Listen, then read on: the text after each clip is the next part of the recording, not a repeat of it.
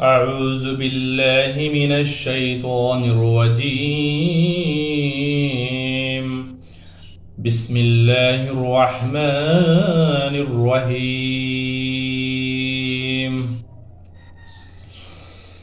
قالوا ادع لنا ربك يبين لنا ما لونها قال إنه يقول إنها بقرة صفراء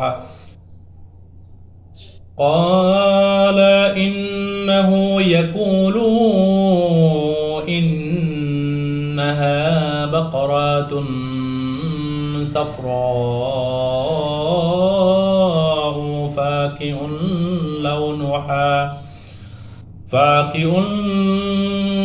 لونها تسر الناظرين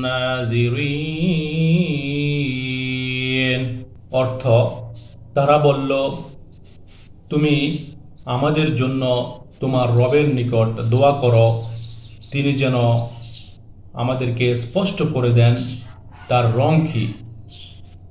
তিনি বললেন নিশ্চয় তিনি বলেছেন নিশ্চয় তা হবে হলুদ রঙের গাভী, তা হবে উজ্জ্বল বর্ণের এবং তা দর্শকদেরকে আনন্দ দেবে। সূরা আল বাকারা আয়াত 69। বনী ইসরায়েলীগণ মুসা আলাইহিস সালামকে তার রবের নিকট দোয়া করতে বলেছেন যে গাভীটি কেমন হবে। 68 নম্বর আয়াতে আল্লাহ তাআলা বলে দিয়েছেন যে গাভীটি বেশি বুড়োও নয় আবার বেশি বাচ্চাও নয়, এর মাঝামাঝি হবে। সুতরাং তোমাদেরকে যা করতে বলা হয়েছে তাই করো। দেখেন বনী ইসরায়েলীরা কত অকৃতজ্ঞ ছিল এবং আল্লাহর আদেশকে কতটা অমান্য করেছে। আবার তারা প্রশ্ন করলো যে তুমি তোমার রবের নিকট আমাদের জন্য দোয়া করো। এটা বলে নাই যে আপনার এটা বলে নাই যে রবের নিকট আমাদের জন্য দোয়া করুন। সে বলছে তোমার, তারা বলছে যে তারা কতটুকু অহংকার, কতটুকু দাম্ভিক, কতটুকু আল্লাহর আদেশকে অমান্য করলে এটা বলতে পারে যে তুমি তোমার রবের নিকট আমাদের জন্য দোয়া করো। হ্যাঁ, কতটুকু বেকুব এবং কতটা অহংকার জাতি তারা ছিল, কত বেয়াদব তারা ছিল যে তোমার রবের নিকট আমাদের জন্য দোয়া করো। তাহলে আল্লাহ তাআলা ধৈর্যশীল যে এত, এরপরও মুসা আলাইহিস সালাম তাদের উপর রাগান্বিত হন নাই, তিনি ধৈর্যের পরিচয় দিয়েছেন। তা আল্লাহ তাআলা আবারও বলেছেন যে সেই গাভীটির রং হবে হলুদ বর্ণের এবং সেটি হবে উজ্জ্বল, তা যেন যারা ওখানে উপস্থিত থাকে বা দর্শকরা যেন সেটা দেখে আনন্দ পায়।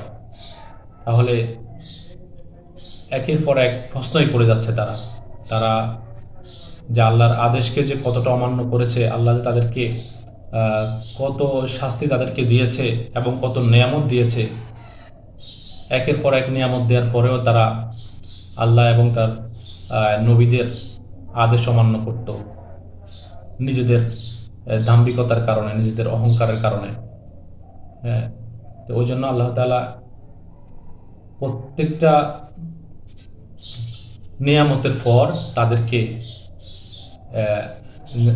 প্রত্যেকটা নিয়ামত দেওয়ার পরও যারা এটা অস্বীকার করেছে, যারা দাম্ভিকতা করেছে, তারা এগুলো অমান্য করেছে, তাদেরকে শাস্তি দিয়েছেন। তবুও তাদের মধ্যে এতটুকু জ্ঞান, এতটুকু বুদ্ধি, এতটুকু সচেতনতা হয় নাই যে আল্লাহ তাআলা আমাদেরকে এত নিয়ামত দেওয়ার পরেও, এত কিছু করার পরেও আমরা কেন তার আয়াতসমূহকে বিকৃত করছি, তার আয়াতসমূহকে সহজ সরলভাবে কেন স্বীকার করতেছি না। সামনের আরো আয়াতে আরো প্রশ্ন করবে, ইনশাআল্লাহ আমরা সেগুলো জানবো এবং এই প্রশ্নগুলো করার পরে তাদের জন্য এই কাজটা কত কঠিন হয়ে গেছে সেটাও ইনশাআল্লাহ আমরা জানবো। তা আমরা যেন এই আয়াতগুলো থেকে শিক্ষা নিয়ে আমাদের জীবনে আমরা কাজে লাগাতে পারি, আমরা যেন সেগুলো মানুষের নিকট পৌঁছে দিতে পারি, যেন আল্লাহর কোনো আয়াত নিয়ে কোনো ধরনের প্রশ্ন আমাদের মধ্যে না আসে, আমরা যেন সহজ সরল মনে সেগুলা স্বীকার করি হ্যাঁ, আমরা যেন সেগুলোর উপরে পরিপূর্ণভাবে ঈমান আনি এবং সেভাবে আমরা আমল করি। আল্লাহ আমাদেরকে নিশ্চয়ই রহমত দান করবেন। আলহামদুলিল্লাহ। আসসালামু আলাইকুম ওয়া রাহমাতুল্লাহি ওয়া বারাকাতুহু।